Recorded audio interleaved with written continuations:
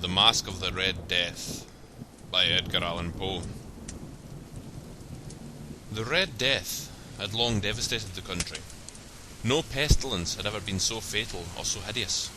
Blood was its avatar and its seal, the redness and the horror of blood. There were sharp pains, and sudden dizziness, and then profuse bleeding at the pores with dissolution. The scarlet stains upon the body, and especially upon the face of the victim, were the pest ban which shut him out from the aid and from the sympathy of his fellow men. And the whole seizure, progress, and termination of the disease were the incidents of half an hour. But the Prince Prospero was happy and dauntless and sagacious. When his dominions were half depopulated, he summoned to his presence 1,000 hale and light-hearted friends from among the knights and dames of his court, and with these retired to the deep seclusion of one of his castellated abbeys. This was an extensive and magnificent structure, the creation of the prince's own eccentric yet august taste. A strong and lofty wall girdled it in. This wall had gates of iron. The courtiers, having entered, brought furnaces and massy hammers, and welded the bolts. They resolved to leave means neither of ingress or egress to the sudden impulses of despair or of frenzy from within. The abbey was amply provisioned. With such precautions, the courtiers might bid defiance to contagion. The external world could take care of itself. In the meantime, it was folly to grieve or to think. The prince had provided all the appliances of pleasure. There were buffoons, there were improvisatori, there were ballet dancers, there were musicians, there was beauty, there was wine. All these and security were within. Without was the Red Death. It was toward the close of the 5th or 6th month of his seclusion, and while the pestilence raged most furiously abroad, that the Prince Prospero entertained his 1,000 friends at a masked ball of the most unusual magnificence. It was a voluptuous scene, that masquerade, but first let me tell of the rooms in which it was held. There were 7, an imperial suite. In many palaces, however, such suites form a long and straight vista, while the folding doors slide back nearly to the walls on either hand, so that the view of the whole extent is scarcely impeded.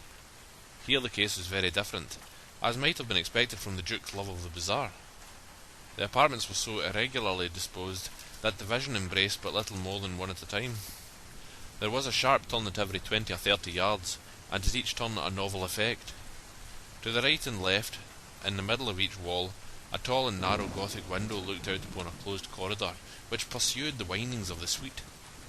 These windows were of stained glass, whose colour varied in accordance with the prevailing hue of the decorations of the chamber into which it opened. That at the eastern extremity was hung, for example, in blue, and vividly blue were its windows. The second chamber was purple in its ornaments and tapestries, and here the panes were purple. The third was green throughout, and so were the casements. The fourth was furnished and lighted with orange, the fifth with white, the sixth with violet. The 7th apartment was closely shrouded in black velvet tapestries that hung all over the ceiling and down the walls, falling in heavy folds upon a carpet of the same material and hue. But in this chamber only, the colour of windows failed to correspond with the decorations. The panes here were scarlet, a deep blood colour. Now in no one of the 7 apartments was there any lamp or candelabrum. Amid the profusion of golden ornaments that lay scattered to and fro, or depended from the roof, there was no light of any kind emanating from lamp or candle within the suite of chambers.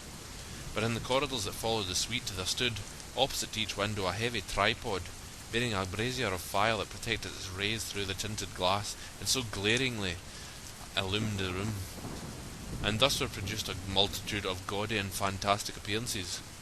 But in the western or black chamber, the effect of the firelight that streamed upon the dark hangings through the blood-tinted panes was ghastly in the extreme, and produced so wild a look upon the countenances of those who entered, that there were few of the company bold enough to set foot within its precincts at all. It was in this apartment also that there stood against the western wall a gigantic clock of ebony. Its pendulum swung to and fro with a dull, heavy, monotonous clang, and when the minute hand made the circuit of the face, and the hour was to be stricken, there came from the brazen lungs of the clock a sound which was clear and loud and deep and exceedingly musical, but of so peculiar a note and emphasis that at each lapse of an hour the musicians of the orchestra were constrained to pause momentarily in their performance to hearken to the sound, and thus the waltzers perforce ceased their evolutions, and there was a brief disconcert of the whole gay company, and while the chimes of the clock yet rang, it was observed that the giddiest grew pale, and the more aged and sedate passed their hands over their brows as if in confused reverie or meditation. But when the echoes had fully ceased, a light laughter at once pervaded the assembly. The musicians looked at each other and smiled as if at their own nervousness and folly, and made whispering vows, each to the other, that the next chiming of the clock should produce in them no similar emotion. And then, after the lapse of 60 minutes, which embraced 3,600 seconds of the time that flies, there came yet another chiming of the clock, and then with the same disconcerting tremulousness and meditation as before.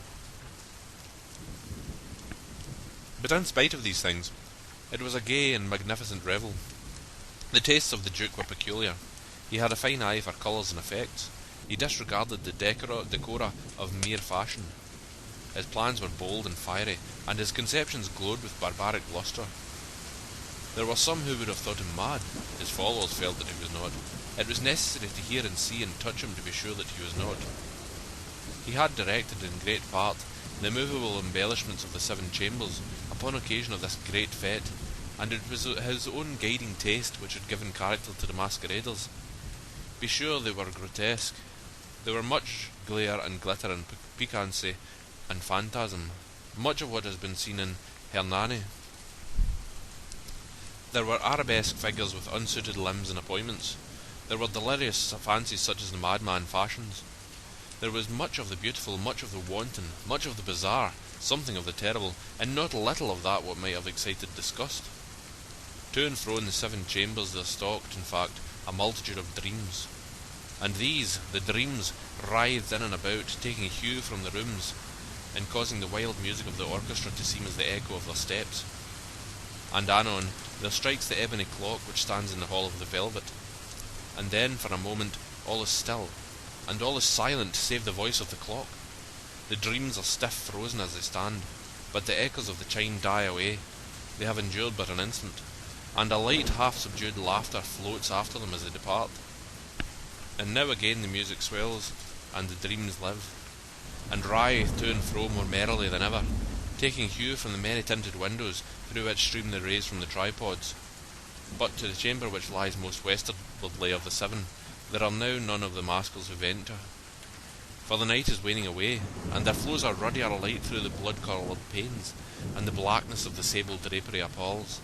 And to him whose foot falls upon the sable carpet, there comes from the near clock of ebony a muffled peal, more solemnly emphatic than any which reaches their ears who indulge in the more remote gaieties of the other apartments. But these other apartments were densely crowded, and in them beat feverishly the heart of life, and the revel went whirlingly on, until at length there commenced the sounding of midnight upon the clock, and then the music ceased, as I have told, and the evolutions of the waltzers were quieted, and there was an uneasy cessation of all things as before. But now there were 12 strokes to be sounded by the bell of the clock, and thus it happened, perhaps, that more of thought crept, with more of time, into the meditations of the thoughtful among those who revelled. And thus, too, it happened, perhaps, that before the last echoes of the last chime had utterly sunk into silence, there were many individuals in the crowd who had found leisure to become aware of the presence of a masked figure which had arrested the attention of no single individual before. And the rumour of this new presence having spread itself whisperingly around, there arose at length from the whole company a buzz, or murmur, expressive of disapprobation and surprise, then finally of terror, of horror, and of disgust. In an assembly of phantasms such as I have painted, it may well be supposed that no ordinary appearance could have excited such sensation. In truth, the masquerade licence of the night was nearly unlimited, but the figure in question had out-Heroded Herod, and gone beyond the bounds of even the prince's indefinite decorum.